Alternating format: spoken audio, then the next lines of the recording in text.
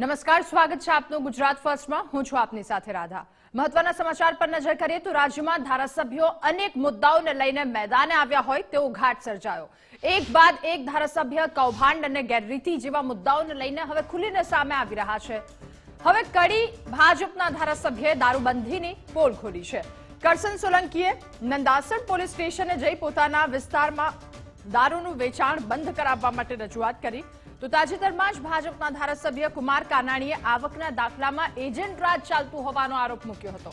આવી જ રીતે ધારાસભ્ય સંજયસિંહ મૈડાએ મહુધાના ટીડીઓ સામે ગેરરીતિનો આરોપ લગાવ્યો હતો। તો જૂનાગઢ ભાજપના ધારાસભ્ય સંજય કુરડિયાએ નરસિંહ મહેતા તળાવના કામ પાછળ અધિકારીઓની ઘોર બેદરકારી હોવાનો આરોપ લગાવ્યો। ત્યારે જનતાની સેવા કરતા ધારાસભ્યો જ આવા સવાલ ઉઠાવતા હોય તો પછી અન્યને શું દોષ દેવો? અલગ અલગ 4 દ્રશ્યો જોઈ રહ્યા છો। ભાજપના ધારાસભ્ય કુમાર કાનાણી, કરસન સોલંકી, સંજય કુરડિયા, સંજયસિંહ મહિડા દ્વારા અલગ અલગ આરોપો લગાવવામાં આવ્યા છે। ક્યાંક દારૂ વેચતાનો દાવો કરાયો છે તો ક્યાંક ટીડીઓ પર વાત કરવામાં આવી છે।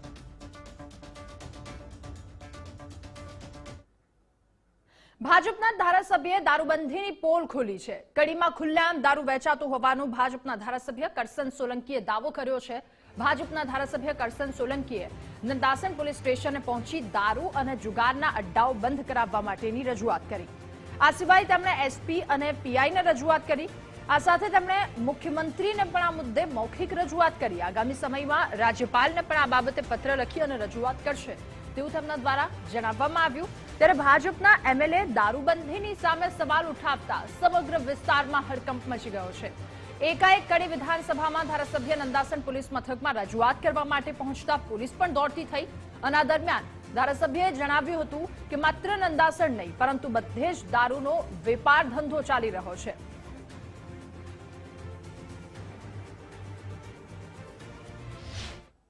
હું તો બધી જગ્યાએ ફરું છું ને બધી જગ્યાએ પીએ અને એસપી સાહેબને મને રજૂઆત કરી છે કે દારૂની ભઠ્ઠીઓ ચાલતી હોય, દારૂ વેચાતા હોય, તમામ બંધ કરો। કડી તાલુકામાં બહુ દારૂનું લસણ થઈ રહ્યું હોય તે બંધ કરવા માટે મારો પ્રયત્ન છે। ખાસ નંદાસણ પોલીસ સ્ટેશનમાં આવ્યા, કયા વિસ્તારમાં દારૂની ભઠ્ઠીઓ? એ તો બધી જગ્યાએ આખા મારી વિધાનસભામાં ચાલતા હોય દારૂ બધા બંધ કરાવો એ રીતે રજૂઆત કરી છે। વિસ્તારમાં દારૂબંધી હાલ ધમધમી રહી છે। દારૂનું રેલમછેલ છે તેની પોલ ધારાસભ્ય દ્વારા ખોલવામાં આવી છે। કડીમાં ખુલ્લેઆમ દારૂ વેચાતો હોવાનું ભાજપના ધારાસભ્ય કરસન સોલંકીએ દાવો કર્યો છે અને વધુ માહિતી મેળવીશું। સંવાદદાતા મુકેશ જોશી આપણી સાથે જોડાઈ ચૂક્યા છે। મુકેશ, કરસન સોલંકી આ વખતે ખુલીને સામે આવ્યા છે દારૂને લઈને।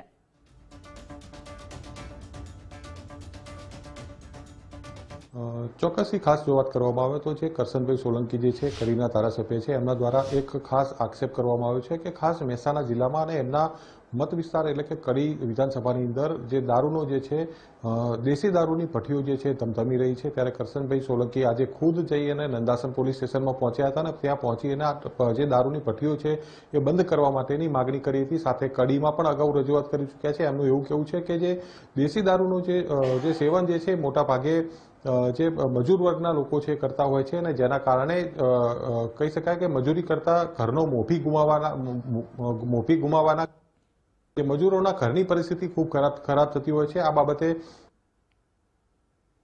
મત વિસ્તારમાં આવતા રજૂઆત કરી છે અને એમનું કેવું છે કે પહોંચીને સમગ્ર બાબતે રજૂઆત કરી છે અને એમનું કેવું છે કે ગુજરાતની અંદર અનેક જગ્યાએ દારૂ વેચાતો છે પરંતુ એમના મત વિસ્તારની અંદર આ પ્રકારની જે પ્રવૃત્તિ જે દેશી દારૂની ભઠ્ઠીઓ જે છે ચાલે છે સદંતર બંધ થવી જોઈએ। આજે મહેસાણા એસપીને મળતા કરસનભાઈ સોલંકીને એસપીએ 2 દિવસમાં તમામ ભઠ્ઠીઓ બંધ કરી દેવાની ખાતરી આપી છે। ત્યારે કરસનભાઈ સોલંકી જે છે સ્પષ્ટ વક્તા અને નિખાલસ સ્વભાવવાળા વ્યક્તિ છે। એમના જે કહી શકાય કે એમના આ પ્રકારના ખુદ ભાજપના ધારાસભ્ય હોવા છતાં પણ લોકોનું જે છે દર્દ જે છે એમનાથી ન જોવાતા એમને આ રજૂઆત કરી હોવાનું કરસનભાઈએ ખાસ જણાવ્યું છે। એટલે કહી શકાય કે આવનારા સમયમાં હવે જોવાનું એ રહ્યું કે તે દિલાસો જે એસપી દ્વારા પોલીસ તંત્ર દ્વારા આપવામાં આવ્યો છે કેટલી હદે પૂર્ણ થાય છે। કરસનભાઈનું એવું કહેવું છે કે તે દેશી દારૂની ભઠ્ઠીઓ જે છે 150થી વધુ દેશી દારૂની ભઠ્ઠીઓ જે છે કડી એમના મત વિસ્તારની અંદર આવેલી છે। તમામ ભઠ્ઠીઓ જે છે દેશી દારૂની બંધ કરવામાં આવે એમની ખાસ માગ છે। ત્યારે ખાસ કરસનભાઈ સોલંકી દ્વારા રૂબરૂ પોલીસ સ્ટેશન પહોંચ્યા હતા અને ત્યારબાદ એસપી સાથે મુલાકાત કરી અને એસપી દ્વારા એમને જે ખાતરી આપવામાં આવી છે 2 દિવસની, જો હવે કરસનભાઈ સોલંકી જે છે 2 દિવસની રાહ જોશે અને ત્યારબાદ જો ભઠ્ઠીઓ દેશી દારૂની બંધ નહીં થાય તો આગળની કાર્યવાહી એટલે કે જે સીએમ સુધી અને કહી શકાય એચએમ સુધી આને બાબતે રજૂઆત કરશે। જી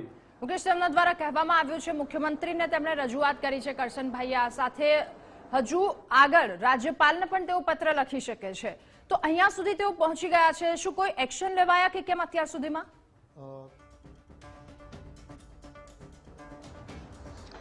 આમ જોવા જઈએ તો કોઈ એક્શન હાલમાં લેવાયા નથી, પરંતુ કરશનભાઈનું એવું કહેવું છે કે જે આમાં મહિલાઓ જે છે ખાસ એમના પરિવારજનો છે હેરાન થતા હોય છે. ચૂંટણી સમયે જ્યારે એ પ્રચારમાં ગયા હતા ત્યારે મહિલાઓ જે છે કેટલાક નાના ગામડાઓમાં પહોંચ્યા હતા ભાજપના પ્રચાર માટે, ત્યારે મહિલાઓએ છે પોતાનું દર્દ જે છે કરશનભાઈ સોલંકી પાસે વ્યક્ત કર્યું હતું અને તેમને એક દ્રઢ નિશ્ચય ત્વરિત આ પગલાં લેવાય દિશામાં કામ કરવું. મુકેશ, આભાર આપનો તમામ વિગતો બદલ. તો ચૂંટણી વખતે લોકોએ રજૂઆત કરી હતી, કરશનભાઈ સોલંકી જ્યારે તેમની પાસે ગયા ત્યારે મહિલાઓ દ્વારા આ વાત કહેવામાં આવી અને ત્યારબાદ તેમના દ્વારા આ એક્શન લેવામાં આવ્યું છે. ધારાસભ્ય કરશન સોલંકીએ કહ્યું કે મુખ્યમંત્રી સુધી મૌખિક રજૂઆત તેમના દ્વારા કરવામાં આવી છે અને આગામી સમયમાં રાજ્યપાલને પત્ર પણ લખી શકે છે.